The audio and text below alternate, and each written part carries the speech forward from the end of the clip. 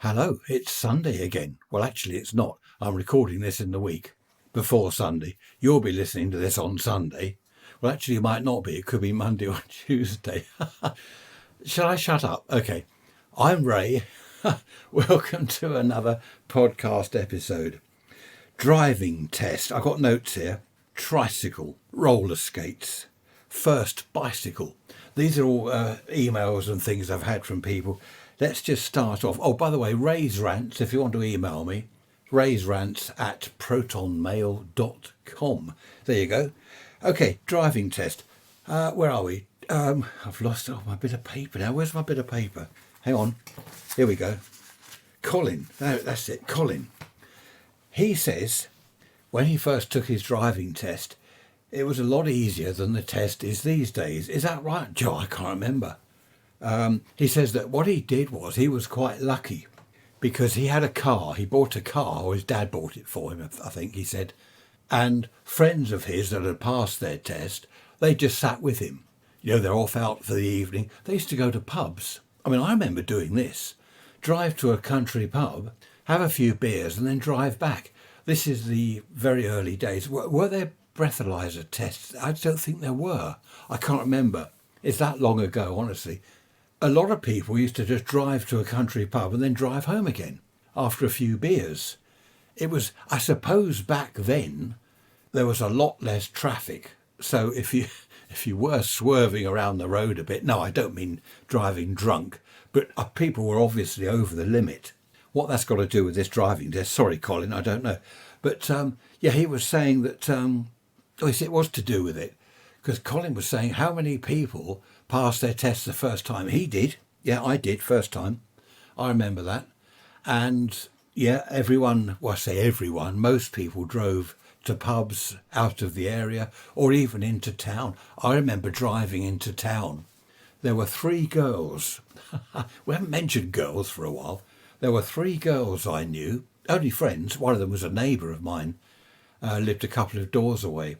Because when I lived at home with my parents, I used to give her a lift into town. We're going clubbing, and I'd pick up another one from the opposite direction, and this other girl, and I'd take them all into town, and we'd park the car.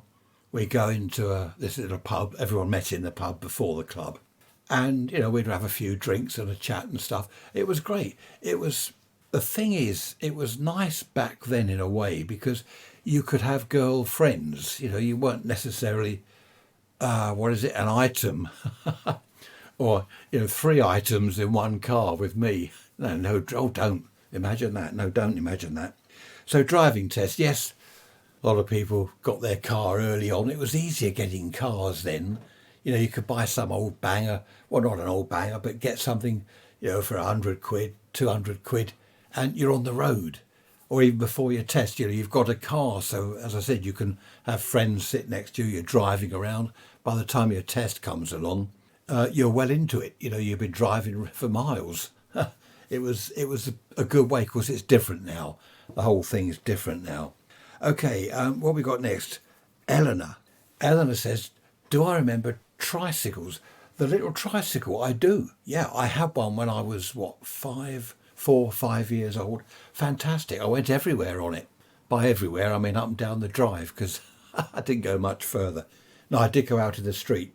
These are memories, by the way, emails that I've had, people's memories from the past, what it was like back then, just different memories. No theme this week, really, nothing to hook the thing on. Was it no hook to hang the thing on? So yeah, my first tricycle was, my only tricycle was fantastic. I moved on from a pedal car. Listen to it, a pedal car. I moved on to a tricycle. It was great. I really enjoyed that, my tricycle. I don't know what happened to it in the end. Probably sold it or something. We sold our piano. No, we didn't. We bought a piano for 6pence. Because back in those days, people didn't want pianos. They were giving them away. And we got this one from someone down the road. And I remember we went to have a look at it. And they said, 6pence? So, all right then. And they delivered it for 6pence. I think they had some sort of big trolley. We lived in a bungalow, so that was easy. How about that? A piano for 6pence? I don't know. Mind you, now I see pianos for free. piano free to collector, because people don't, well, they've got the room. I think that's the trouble these days. They don't have the room. I'd like a piano. I started piano lessons several times years ago, and I was getting on pretty well at one stage, actually reading music and playing the piano with both hands from the music, the sheet music. But I don't know, the years went by and I sort of gave up. It's a shame, really. I wish I'd kept that going, but not to worry. So Eleanor, yes, I do remember I had a tricycle and it was great. My first piano teacher, she was lovely. She was younger than me, quite an attractive young lady. She moved to London. She said, this will be the last lesson once when I was there. And that's a shame. Why? I'm moving to London to go and live with my boyfriend. I thought, well, that's nice. That's nice, isn't it? Here I am doing well with my music and my both hands, and she's clearing off to London, which she did. My next piano teacher was an old lady. She was good. She was really good. I forget her name. Why is it, apart from this one piano teacher, they were all old ladies? Isn't that strange? The third one I had, I forget what happened to the second one. She passed away. The third piano teacher I had, she was good, but she was an old lady. I don't know. I don't know what happened to her in the end. No, I don't think anything happened to her. I left. Things happen, don't they, in life, I didn't have time for that anymore. Things happen, things change. Very difficult. Also, I ended up without a piano at home.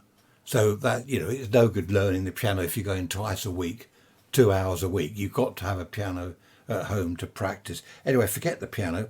Roller skates. Barry says roller skates. Did you have roller skates? Of course. Did I have roller skates? Of course I did. I've got quite a lot of people emailed me actually this week. Memories, from the old days. First bike, roller skates, car. I actually got pretty good on my skates. I used to whiz up and down the pavement outside the house, and I could do a quick turn. I could whiz round like in a circle like a ballerina. Well, not quite, but I got really good on the roller skates. I could go really fast and stop pretty quickly as well. All the kids had roller skates. A friend of mine down the road, he had a really nice pair of roller skates with decent ball bearing bearings, if you know what I mean. Whereas mine were just phosphor, bronze, just ordinary old cheap bearings that, of course, wore out after a few weeks. And he used to pump grease into his bearings and that, and go faster. And I used to envy him, his roller skates. Fantastic pair. Never mind, not to worry. My first bike, now who's this? Teresa, hello Teresa. My first bike, learning to ride. Damaged knee. For some reason I had shorts on. How old was I? I've no idea. No good asking you. You don't know. Anyway, I had shorts on because I was a young lad, and I got on my first bike with the big wheels. I don't know why I didn't have a smaller bike. I don't know what happened. I think I'd gone from the tricycle to the proper full-size bike. So I could only have been kind of 6 or 7. That's right, because my dad put blocks on the pedals. Do you remember that? Anyway, I'm trying to ride this huge bike. It was too big for me. Of course, I fell off. Now, rather than practicing on the grass somewhere in the park, I was on the road. And the road was a gravel road. Like all the fine gravel. So, of course, I came off the bike. My bare knee scraped along the gravel. Oh, blood. I'll never forget that. Never forget. It was in Lancing, West Sussex, down on the coast. Lancing. We were over there because that's where my grandparents lived. So I can even remember the road. Yeah, I even remember the road. So that's my first bike. What else have I got written here? Let's have a look. If you can hear bashing around in the background, that's my wife, young Trish. She's downstairs. We're having baked potatoes, my favourite.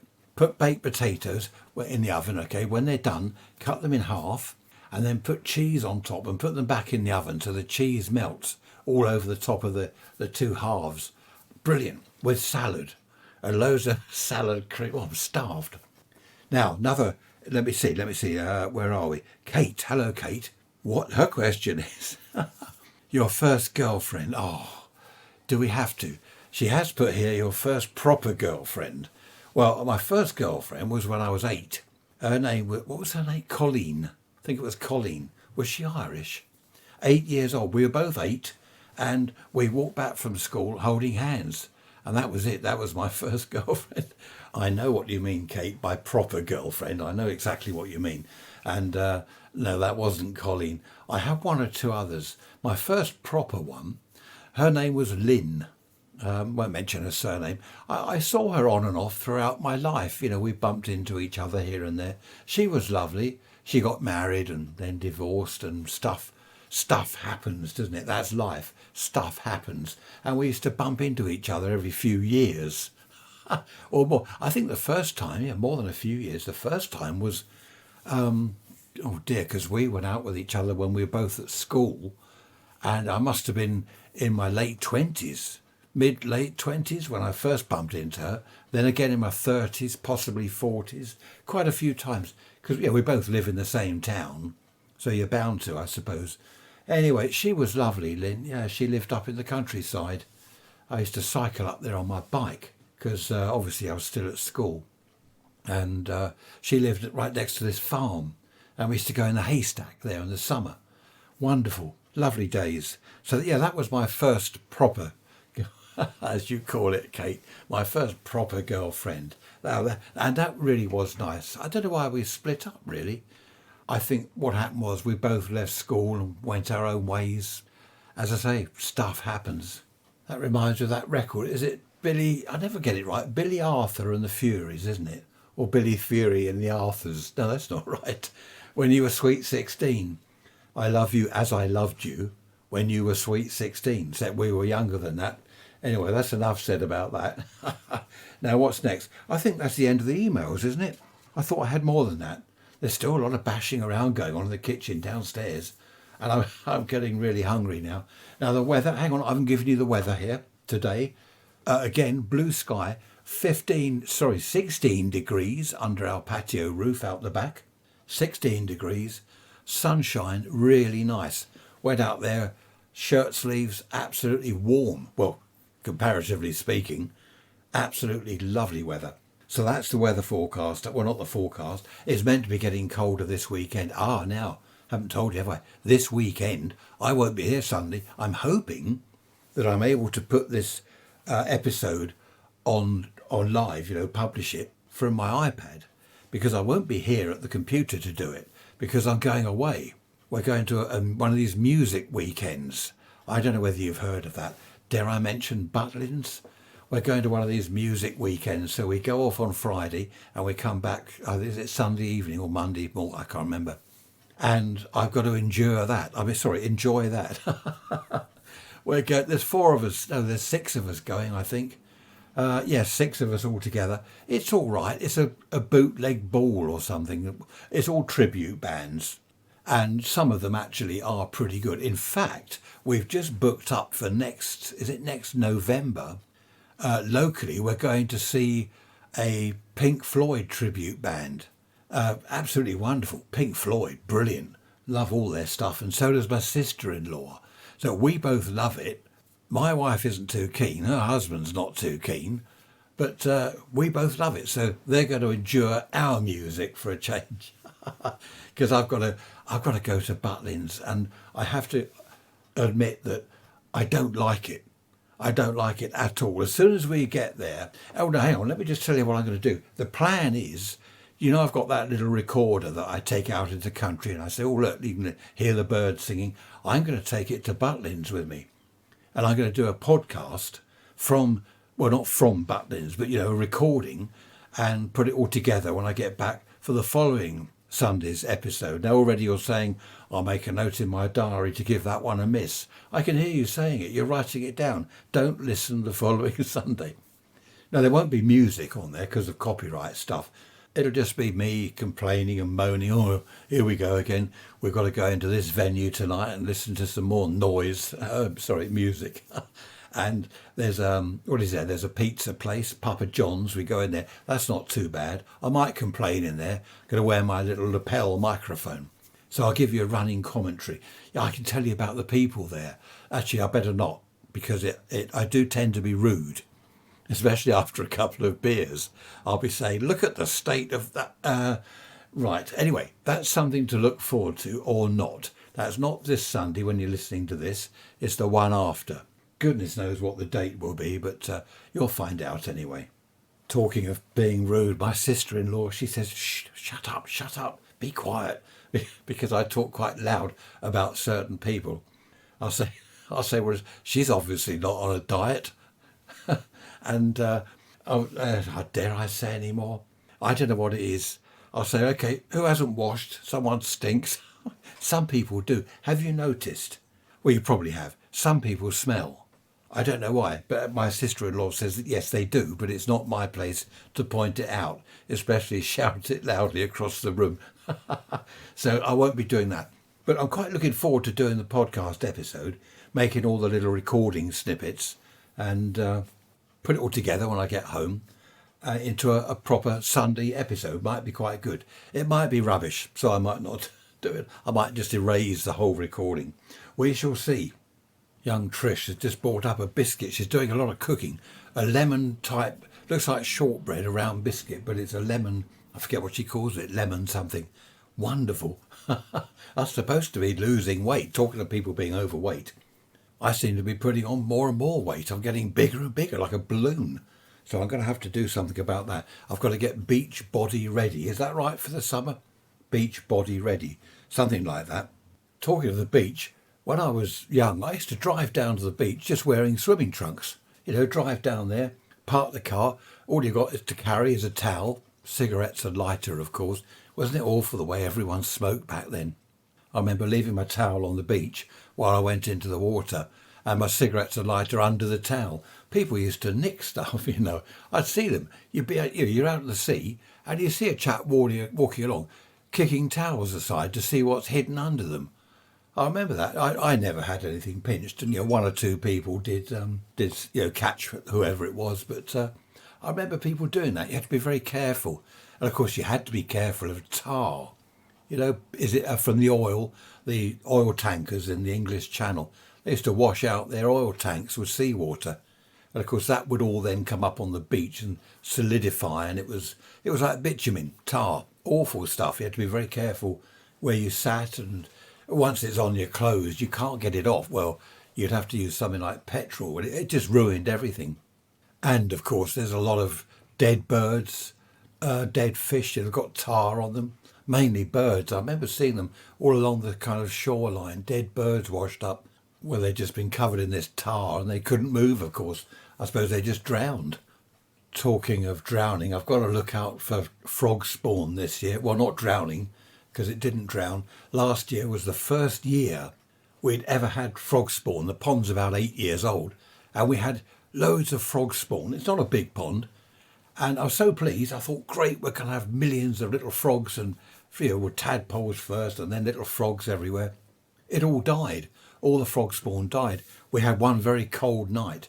So what I do now every day, about 3 or 4 times a day, I go and have a look. The minute I see frog spawn, I'm going to put some kind of cover over the pond. I don't know how to do it quite, but I don't know, prop something up over the pond just to keep the frost off, the ice, the very cold air, because the pond froze and it just killed all the frog spawn. I think it was that anyway. It must have been that.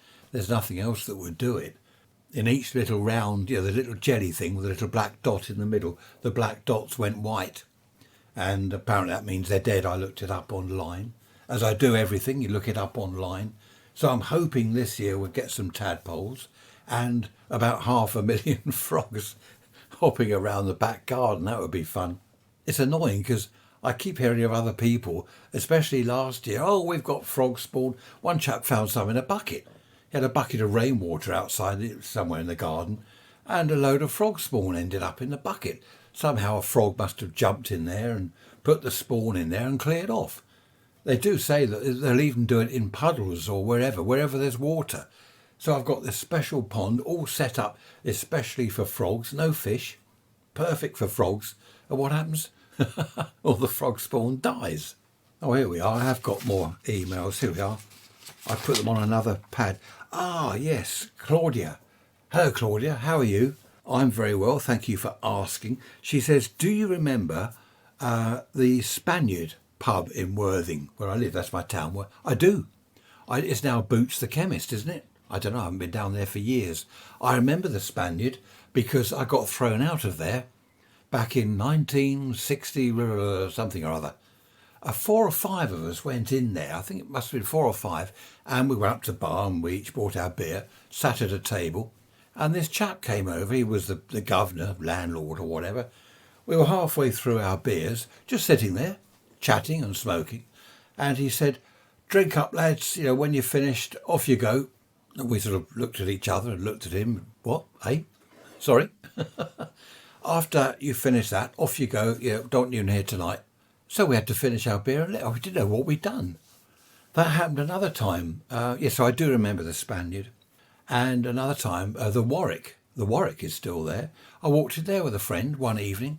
We just wandered in. We weren't rowdy or anything like that. Quite smartly dressed. Sometimes we'd wear suits. We'd go out in suits. I don't know why we did that. And we went up, just walking up to the bar. And this chap came up again, the landlord, presumably. He came over to us. "Not tonight, lads." So we looked at each other, looked at him. "What? Not tonight, lads. Off you go." Oh, we're thrown out, weren't we? That is being thrown out of a pub. I should have mentioned that Claudia used to live in Worthing. She's now up north somewhere, Sheffield, I think it was. She says, I've just made a note of the pubs here that she's mentioned. The Jolly Brewers, that has gone. The Clifton, in the same road as the Jolly Brewers, that has gone, Claudia. You think there's no pubs left in Worthing? No, there are a few. But a lot of them have gone. Really, a lot. I don't know how many, but I would say, to be, without exaggerating, 80% of the pubs have gone. You might think that's not possible. So, all right, 70% then. We'll go for 70%. Talking of percentages and gambling, have you seen all these adverts on TV about gambling? I think someone's trying to get them stopped. There are people now saying, look, this is silly because it ruins people's lives. I know someone, I haven't seen him for years, gambling ruined his life. It really did. He lost his house. He owed money and, it was a dreadful situation. It was sad to see it happen over a lot of years.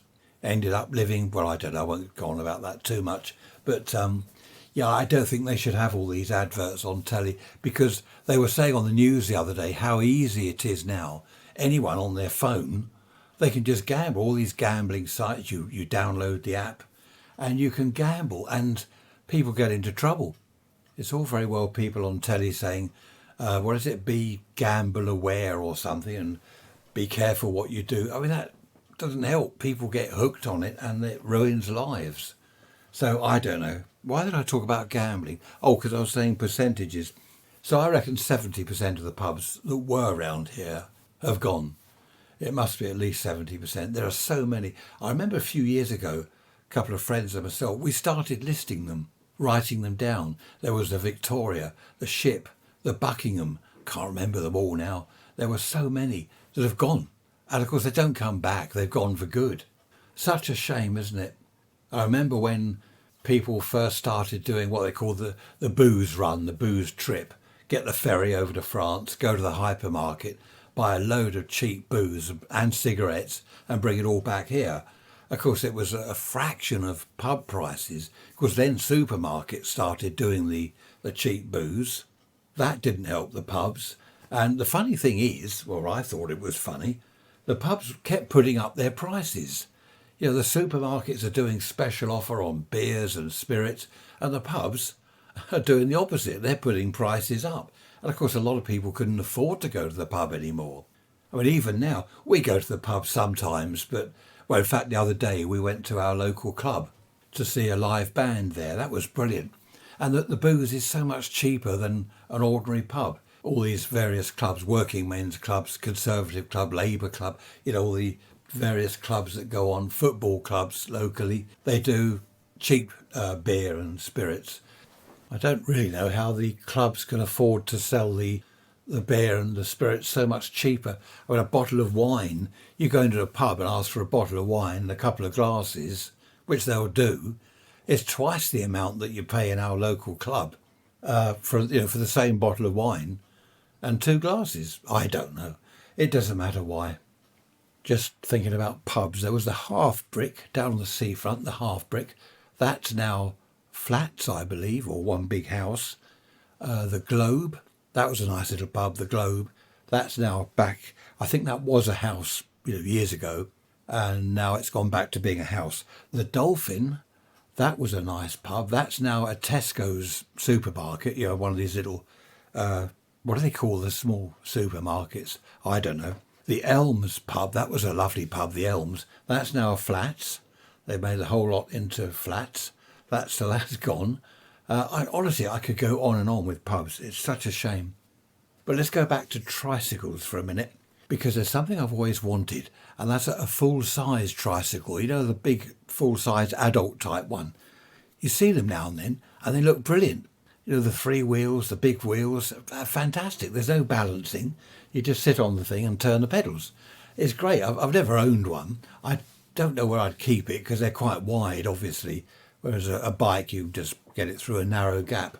But I've always wanted one of those full-size tricycles. That would be terrific. And going back to skates, I remember my son, now here's the thing. Yes, that's the one. Here's the thing. He had a skateboard, not when he was a kid, when he was older, in his, late 20s? I can't remember how old he was. And he used to go around on this skateboard. I never actually saw him on it. I think he sort of tried to hide it from me. But, they were great fun, weren't they? I never had a skateboard. I'd probably just fall off the thing. But, it's funny, isn't it, looking back at the pubs have gone and the things we did. A lot of the shops have gone. Businesses have gone, of course, from the local high street. A lot of the little shops have gone. But it's all the changes, isn't it? It's interesting looking back in time. It's fascinating. That's why I love doing these podcast episodes, because it reminds me, as well as everyone else, it makes me think back to those days and I'll think, oh, I remember this. Oh, what about that? Yeah, it's fantastic. Just things come to mind from, 50, 60 or more years ago. Talking of pubs being converted into flats, I heard on the radio the other day about mortgages. You get a flat, you get a mortgage and buy a flat. In my day, going back to the 50s and 60s, I remember people that rented would say, oh, how can you afford a mortgage? Oh, you don't want to pay out all that money. You've got to do all the maintenance on the place yourself. Why don't you rent? It's so much cheaper. Do you know now it's the other way round? Heard on the radio, this woman talking about it. I forget who she was, some MP.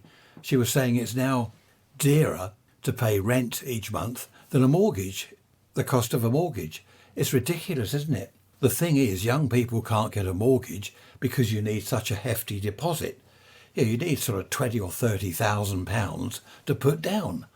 And who's got that? How can they save that? It's just impossible, the whole thing. But in the old days, that's something else about, as I was saying, I like looking back. It was far cheaper to rent a place than to get yourself a mortgage. And now it's completely reversed. It's sad, really, isn't it? All these people now that can't get mortgages, I don't know what they're going to do. Of course, also back in those days, I've got to mention this. I popped round to, not back in those days, recently I popped round to a friend's house. I spoke to him and he said, do you want some coal? I said, oh yeah, we got an open fire. And he said, I thought you had. Do you want some wood? And I said, yeah, we'll have some wood. This is great. So I popped round there. We arranged a time. And I've picked up a load of coal, a Fred scuttle, as he called it. Do you remember Benny Hill? Fred scuttle. A coal scuttle, which is a lovely one. Loads of coal and a load of wood. Now, the thing is with the wood, I mean, we do burn the wood. It's the right type of wood. It's dry. Well, I don't mean the right type. I mean, it's good to burn. That hasn't been banned just yet. I don't think. I'm not sure. Probably has. The coal is smokeless, so that's okay. But yeah, we had a whole car full. We put the back seats down. We got a whole car full of coal and wood, which is great. So that's nice of him. Talking of the car, a friend of mine the other day, he said, I've just bought a dash cam. Now, I've got one. We've had it for about 5 years or more. And it's okay. It hasn't got GPS and all that, but it sort of works. And he bought this one. It was on offer. Then this other friend said, oh, I'm going to buy one. So off he went. So I said, I'm going to get one. Anyway, it turned up. And I've just been fitting it in the car. It's brilliant. It tells you if you drift across the motorway, you change lanes. I don't know how it works. It tells you, it doesn't tell you, it beeps. And then a thing comes up on the screen to tell you. It's got the GPS, of course. If you break the speed limit, it beeps to tell you. What else does it do? Oh, it beeps all over the place. Probably driving around the bend, actually. It'll probably tell you it's driving you around the bend. And it really is good. And you get an app on your phone to look at the videos or photos. You can tell it also, if there's an incident up front, you can tell it to save the video. You can tell it to record, tell it to stop. You can actually talk to it, although it doesn't talk back. It's pretty good, actually. I'm looking forward to, when we go to Butlins at the weekend, I'll have it working then, so we can just see how well it is, how good it is. I'll go racing up behind a car in front and see if it tells me I'm too close. No, I won't do that. I'm joking. Before you all write in, I'm joking. This friend of mine with the wood, his wife makes rock cakes. Now, she knows I like rock cakes. She found out about 2 years ago. And very often they pass in the house here and they drop off some rock cakes. When I rang and I said, I'll be round this morning, that, yep, that's fine, we'll be in. He told his wife, well, Ray will be round later. She made rock cakes. She only had about an hour and she made these rock cakes. So when I got there, got a whole bag full. They were still warm. Lovely.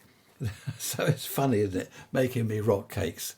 I don't know. I do like all this home cooking. I know that people say that the price of food is horrendous. You buy these things, oh, it costs a fortune. It doesn't if you make stuff yourself. Time and time again, you hear programs where people are saying, look, cook your own stuff. Buy the cheap vegetables and this, that and the other. Make your own meals like a nice casserole. It doesn't cost a lot. It does if you go and buy them ready-made, of course.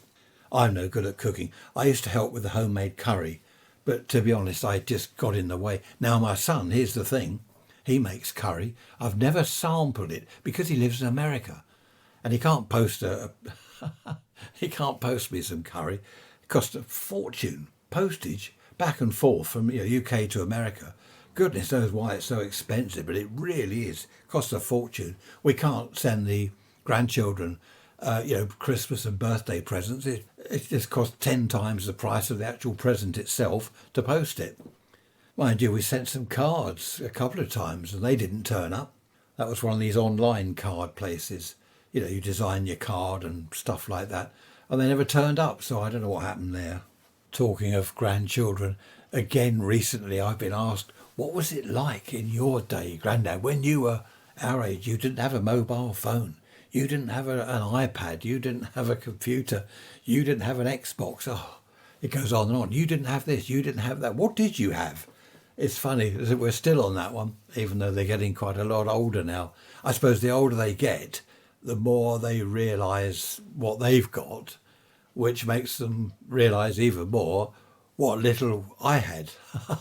Something like that anyway. It is funny though. I used to make homemade beer. Talking of making food and stuff, I used to make homemade beer. I didn't do it for very long. I had an accident. I made this beer. It was a kit. And I put it all in the bottles and labelled the bottles, put the lids on, and I put them in my mother's airing cupboard. The airing cupboard where the hot water tank is. I put them in there. They had to be in there to ferment or whatever. I don't know what they do. And most of them, I forget how many, there must have been a couple of dozen, say 20, 24. Most of them exploded. They obviously fizzed up inside and exploded in the airing cupboard. I got home from work and I thought I'll check the beer, open the airing cupboard door and everything, all the clean clothes that had been in there, soaked, broken glass everywhere. Goodness me, my mum went mad. That was the end of the homemade beer making. I don't know why I thought of that, but a lot of people used to do that in the old days. They'd make beer themselves. You could buy these beer making kits, not properly. Not buy the hops and do it properly. It was just a kit. And what did you get? You put in the finings. Yeah, I think it was called finings. And you get the yeast and all the stuff. It was quite good fun. It tasted absolutely disgusting. I do remember one or two bottles that were not in pieces. They hadn't exploded. I did try the beer and it was pretty foul. There were also wine making kits. That was disgusting. A friend of mine used to make, was it rum? He had a huge melon and he'd dig out the centre of the melon, make a little hole in the bottom with a knitting needle, fill it with brown sugar, and then the liquid that dropped out of the bottom into a glass was supposedly rum. Well, that tasted disgusting. I tried some of that. That really was disgusting. I don't know whether it was rum. I don't even know whether there was any alcohol. I suppose the sugar Did that turn to alcohol? I don't know, I've no idea. But a lot of people made stuff back then, apart from all the mums doing the baking, the pies and everything like that. A lot of people made their own beer, their own wine. I knew a chap, he tried to make his own vodka or gin, whatever it was, spirit. I don't think he knew what it was going to be, but he made this sort of thing to distill whatever it was, and it would drip out this copper pipe on the end, and he'd drink it. I didn't even try it, just in case it was like 5,000% proof alcohol, I just thought, no, I'll keep well away from that. But I don't think that was successful. Highly illegal, of course, as well. Another chap I knew tried growing tobacco. I don't know where he got the plant from. It probably wasn't even a tobacco plant. He grew this thing and he smoked it. He rolled it up in a cigarette and smoked it. I had a puff on that, and that was disgusting. It doesn't work, does it? All this stuff making, your own things from home. Except my brother-in-law's brother, he used to make beer, and he did buy the hops. Now, Kent is one big hop garden, isn't it? Or it was the garden of, what do they call it? The Garden of Eden, for something like that, Kent. Loads of hop fields in Kent, and he used to buy hops and make the beer from scratch, not a kit. And I did sample that once or twice, and it was very nice. I have to say, that really was nice.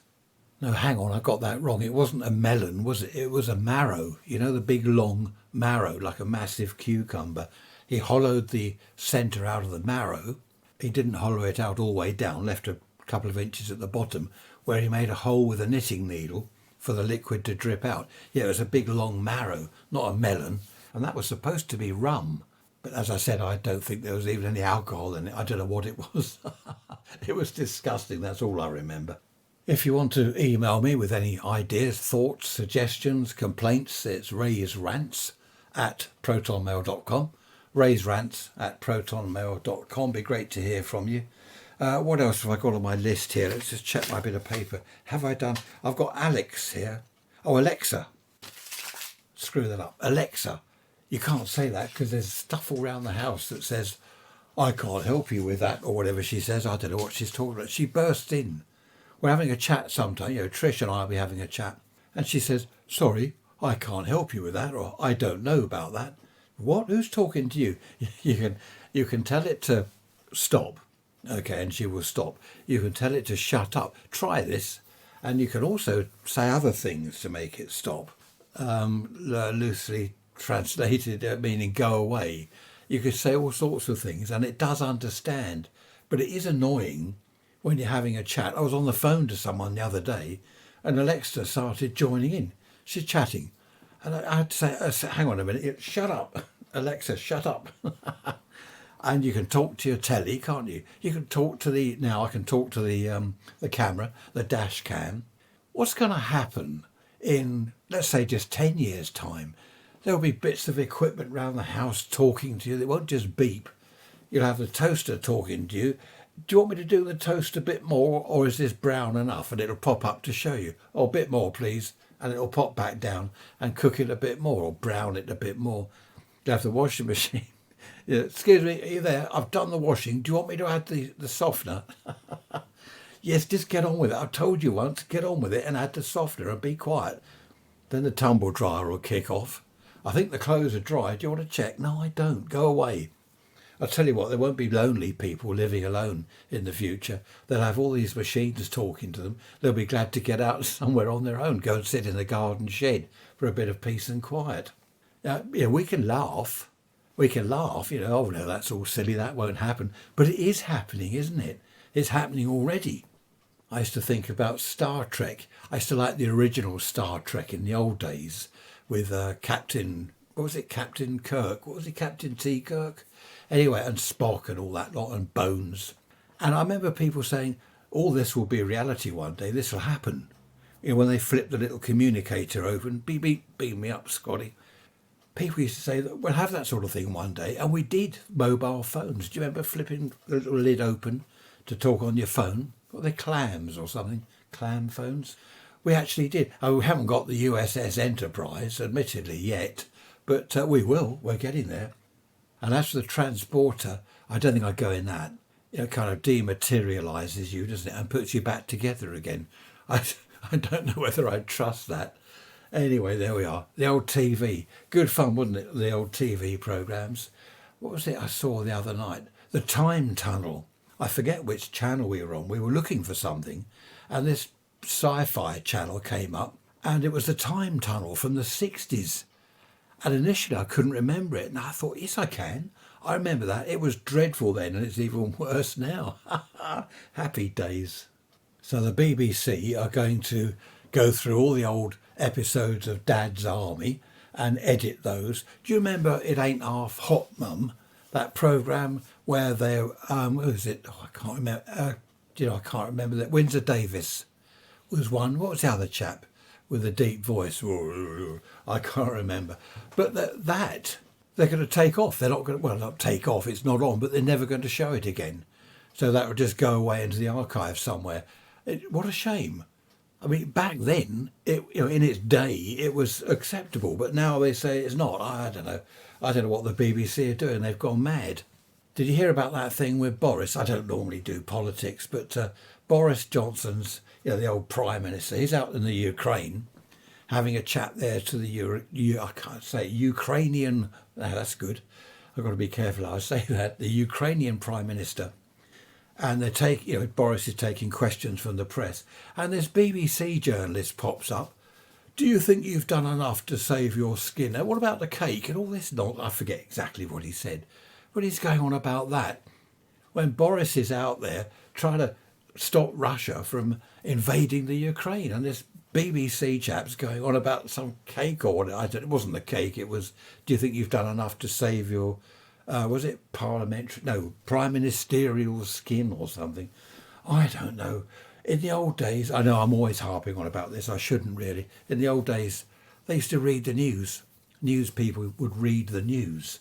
Now, they read out their views. And we don't always want their views. There isn't a news channel. Someone put on Twitter the other day, does anyone know of a news outlet, radio or TV or whatever, online, whatever, that just gives you the news, not their own views? And everyone's saying, no, there is no such thing. No such thing. I don't know. What's that going to come to? People are talking about, defund the BBC, get rid of the TV licence. Who was it? Ian. Was it Ian from, Australia? About they used to have licences and stuff like that. That all got abolished years ago.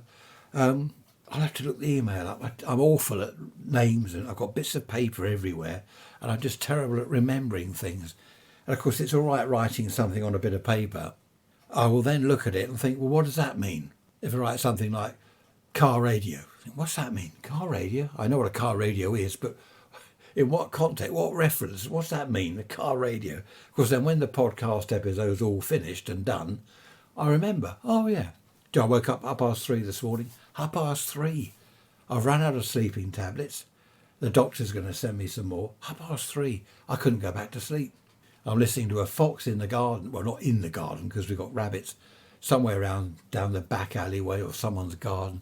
A fox kept going, arr, arr. I can't do it, but it was a fox. And I'm just sitting there awake. Well, not sitting there. Head on the pillow, looking at the ceiling, listening to the fox and thinking, now that podcast, I'm going to do this, I'm going to do that. Oh, and I must do the car tyres. Yeah, I must check the car tyres and I better check the oil. And it goes on and on. Do you get that? On and on. Your mind, it goes round and round and round. And yeah, I can't go to sleep. I did in the end. I think it was, I remember last looking at the clock at 5 because I heard the chiming thing in the hall. And I looked at the bedside clock, which is actually an Alexa show, is it, with a screen telling me the temperature outside. I don't want to know the temperature outside. 5 o'clock in the morning. Anyway, I sort of went back to sleep for a while, but now I'm tired.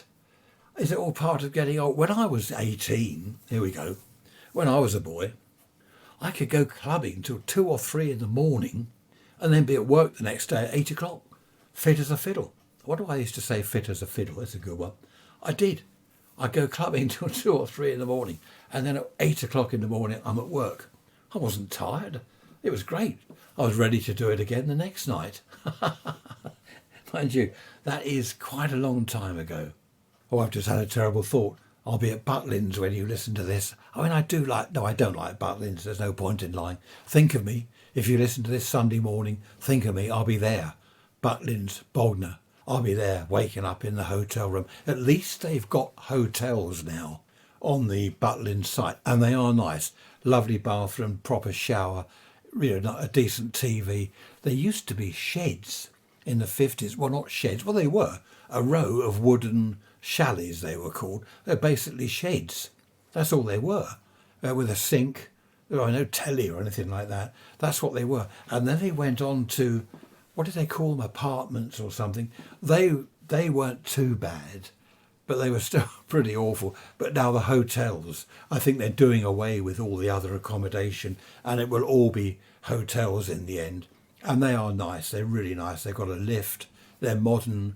As I say, the bathroom, the shower, it's really, really decent. That makes the whole thing bearable. Well, no, I lied. Almost bearable. Anyway, think of me this Sunday. I think I'm back. Am I back Sunday afternoon or so? I think it's Monday morning we come back. Yes, it's the entire weekend.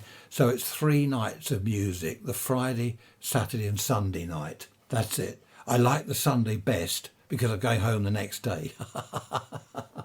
I don't know. I go because Trish, my wife, she loves it.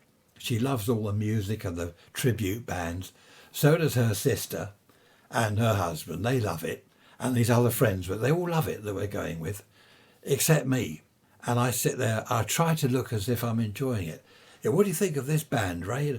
Yeah, terrific, great. And I'm thinking, oh, hurry up, Lane, please hurry up, Lane. I walked, there was one year, I'm going back about 6 years, it was awful. It was really awful. And it got to about 10 o'clock. I mean, they go on to gone midnight. Got to about 10 o'clock. And I said to Trish, I'm going to go back to it was the chalet then. I'm going back to the chalet or the apartment, whatever. And she said, okay, I'll see you back there later. Walking back, I tripped over a step. There were some fruit machines on a big kind of platform with a step. It was only about 2 inches high. And I didn't see it. I tripped, fell, ripped my trousers, gashed my knee, and I landed on my side, on my shoulder. And I had, you probably heard of a frozen shoulder. I had that, it didn't get better for 6 years. That's another reason. I can't blame Butlins. Someone said I should have sued them. I don't want to do it. I don't want to sue people. But honestly, I went to a physio at Worthing Hospital and the chap said, right, I can either inject something into it or you can do exercises, or do nothing and it will get better. So I said, I'll do exercises, which I didn't.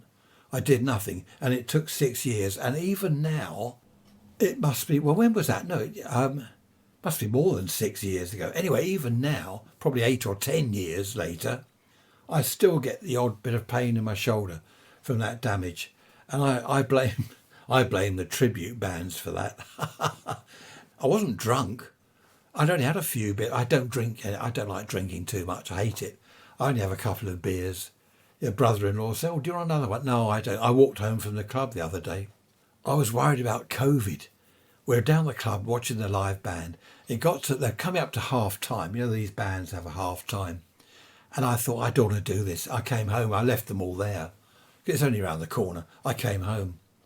I was worried about COVID. It was packed in there, a lot of people. And I looked around. None of the windows were open. There was, in the end, quite a fresh draft coming from somewhere. So someone had opened something. But I was worried about COVID. And to be honest, I'm worried about COVID this weekend at Butlins. And I said to Trish and her sister, if the places are jam-packed and we're in there like sardines, I will go out to one of the other bars and sit outside. It's under a big tent. Have a look on the map. Yeah, I haven't said that for a while, have I? Look on Google, find Bognor Regis in the UK, and you sit down on the seafront, okay, and you will see some big, like circus top type things. You remember the big top, the circus, huge tent things? That is Butlins. Look at me on the map. Well, you won't see me, but look on the map and think, that poor devil is in there. As you're listening to me, you can point on the map. Look, that's where he is. No, that's enough. Ray's Rants at protonmail.com.